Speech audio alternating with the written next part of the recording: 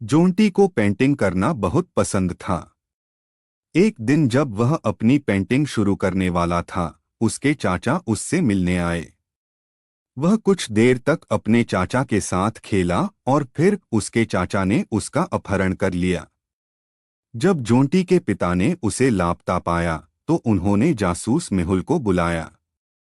मेहुल ने अपराध स्थल का विश्लेषण किया और कहा कि आपके किसी दोस्त या रिश्तेदार ने जोंटी का अपहरण कर लिया है, क्योंकि वह आने पर चिल्लाया या हंगामा नहीं किया।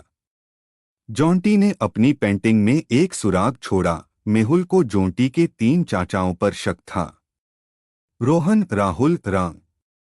सुराग देखकर क्या आप अंदाजा लगा सकते हैं कि इनमें से किसने जोंटी का अपहरण किया?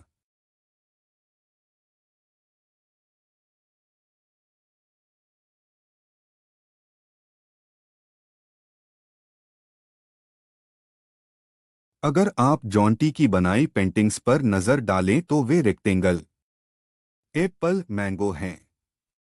ये रैम के शुरुआती अक्षर हैं। उसने जोंटी का अपहरण कर लिया।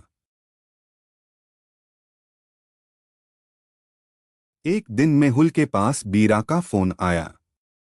उसने उसे बताया कि उसके पिता श्री कुक की हत्या कर दी गई है। मेहुल तुरंत मौकाए वारदात पर पहुंच गया। उसे मिस्टर कुक के हाथ में एक नोट मिला।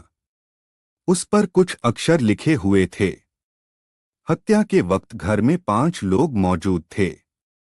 सुराग देखकर क्या आप अनुमान लगा सकते हैं कि उनमें से किसने मिस्टर कुक की हत्या किसने की?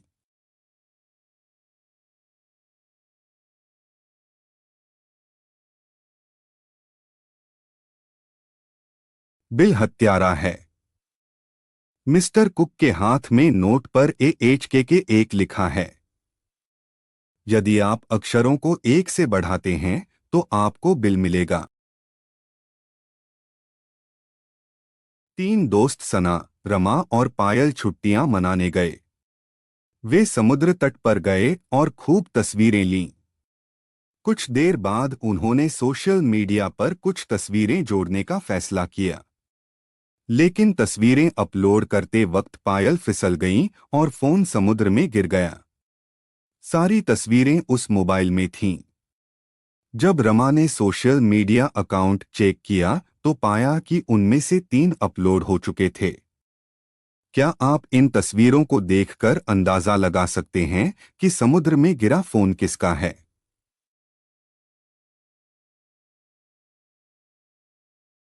पायल और सना दोनों सेल्फी क्लिक कर रही हैं, इसलिए यह तय करना मुश्किल है।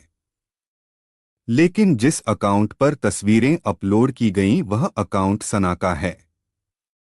तो फोन सना का था।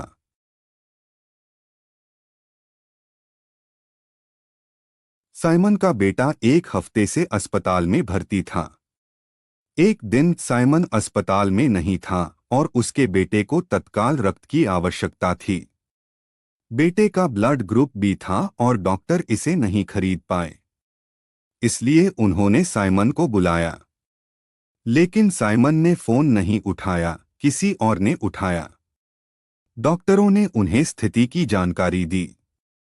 वह तुरंत आए, रक्तदान किया और चले गए। जब साइमन को यह बात पता चली तो वह बहुत खुश हुआ। उसने अपने नौकरों से पूछा कि तुम में से किसने मेरे बेटे को रक्तदान किया। लेकिन उनमें से किसी ने जवाब नहीं दिया। पहले नौकर ने कहा, मेरा ब्लड ग्रुप ए है, मैं आपके बेटे को खून नहीं दे सकता। दूसरे नौकर ने कहा, मेरा ब्लड ग्रुप बी है, मैं आपके बेटे को रक्तदान नहीं कर सकता। तीसरे नौकर ने कहा, मेरा ब्लड ग्रुप अब है, मैं आपके बेटे को खून नहीं दे सकता। चौथे नौकर ने कहा, मेरा ब्लड ग्रुप ओ है, मैं आपके बेटे को रक्तदान नहीं कर सकता। क्या आप अनुमान लगा सकते हैं कि साइमन के बेटे को किसने रक्तदान किया?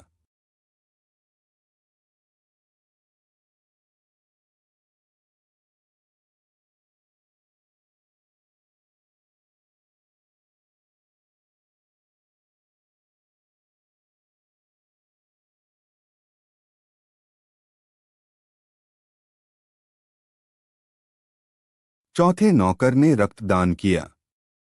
उसका रक्त समूह है और इसका उपयोग भी व्यक्ति के लिए किया जा सकता है।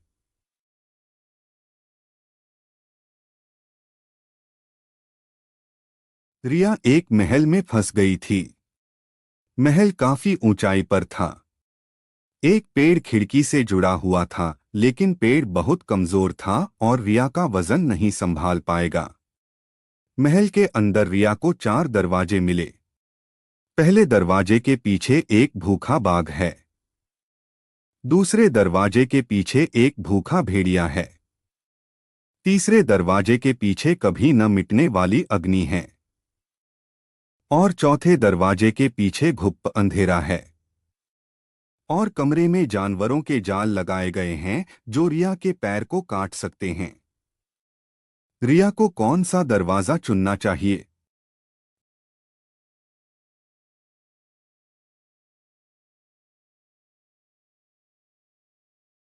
रिया पेड़ से एक टहनी तोड़ेगी, उसे आग में जलाएगी और फिर चौथे कमरे में चली जाएगी। अब कमरे में रोशनी होगी और रिया आसानी से जाल से निकल सकेगी।